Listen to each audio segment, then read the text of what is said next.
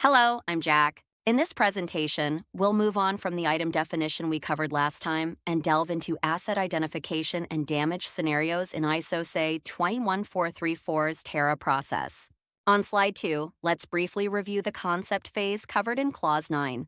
The concept phase consists of 3 subclauses: 9.3 item definition, 9.4 cybersecurity goals, and 9.5 cybersecurity concept. After completing item definition in 9.3,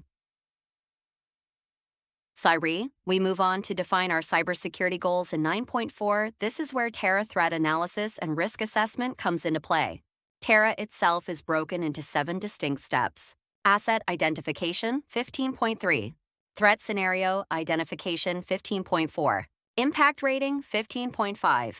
Attack path analysis, 15.6. Attack feasibility rating, 15.7. Risk value determination, 15.8. Risk treatment decision, 15.9. In today's session, we'll focus exclusively on Step 1 asset identification. From Clause 15.3, let's dive in. This page is showing overall 9, concept, and 15, Terra process with related document. As you know, the work products in 15.3 asset identification are damage scenario and identified asset lists with cybersecurity properties. What is an asset? An asset is anything that has value or contributes to value. In the context of an automobile, assets can include sensor data streams, control software modules, communication interfaces, CAN, Ethernet, LTE, cryptographic keys and certificates, driver or passenger personal information. Think of it like a bank vault in the vault. The money is the asset. In our vehicle, the control software is an asset. Both require safeguarding. Each asset carries certain cybersecurity properties: confidentiality, integrity, availability, authenticity, and if any of these properties are compromised, we immediately face risk. What is a damage scenario? A damage scenario describes a situation where an asset's cybersecurity property is broken, causing a negative outcome in the vehicle or one of its functions and ultimately harming a road user. Returning to the bank example, if the vault door is forced open, the money is stolen and the customer suffers a loss.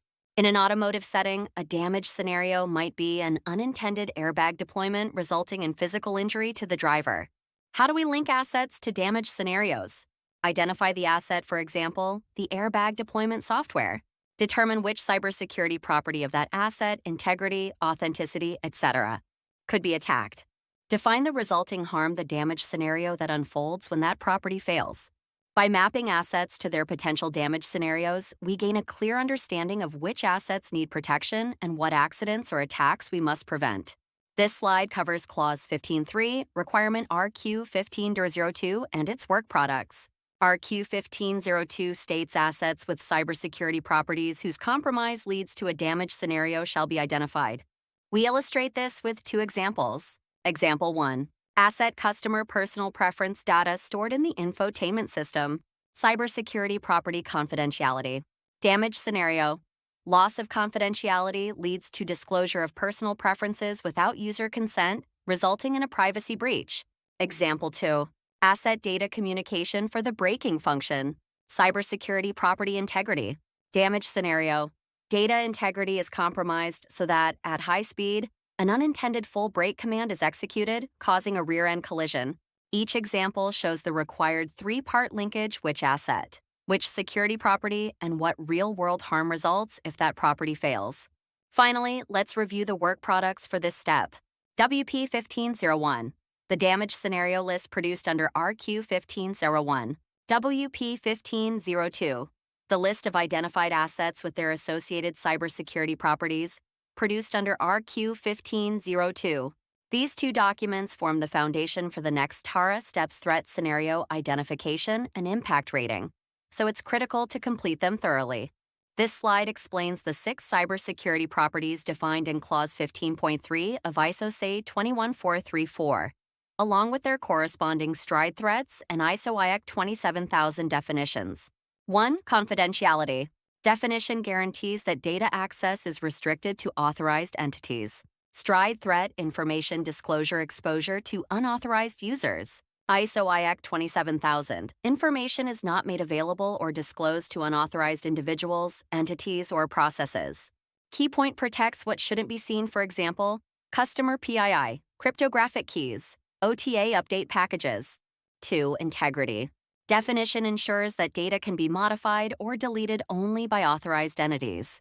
Stride threat, tampering with data, unauthorized modification of code or data. ISOIAC 27000, property of accuracy and completeness. Key point safeguards what must not change, for example, breaking commands and route planning outputs. 3. Availability. Definition ensures that authorized entities can access data or services when needed. Stride threat, denial of service denial or degradation of service. ISOIAC 27000, the property of being accessible and usable upon demand by an authorized entity. Key point guarantees. What must always work, for example, sensor feeds, control modules, network responsiveness. 4. Authenticity. Definition ensures that an entity is who or what it claims to be. Stride threat, spoofing identity pretending to be a legitimate object or user.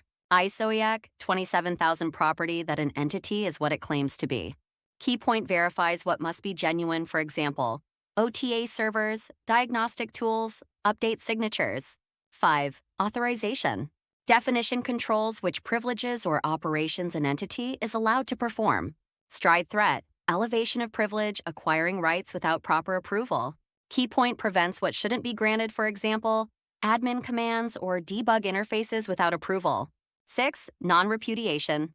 Definition ensures that a claimed event or action cannot be denied by its originator. Stride threat, repudiation, denial of having performed an action. ISOIAC 27000, ability to prove the occurrence of a claimed event or action and its originating entities. Keypoint records who did what, for example, crash data logs, EDR events, and update audit trails. These 6 properties become the security goals you assign to each asset during the asset identification step. On this slide, we introduce the damage scenario, a concise way to link a system malfunction to real-world harm.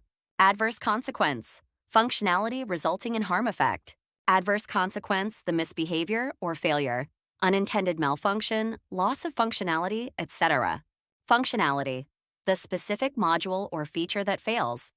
Sensor Fusion Manager, Path Planning Manager, Control Manager, Update Manager. Harm effect, the actual impact on the vehicle or road user collision risk. Unsafe maneuvers, loss of control, vulnerability to cyber attacks. Step-by-step creation. Identify a critical function within your item boundary E. G, the Sensor Fusion Manager that aggregates radar, camera, and LiDAR data. Imagine an adverse consequence. What can go wrong? For instance, it might malfunction or lose functionality.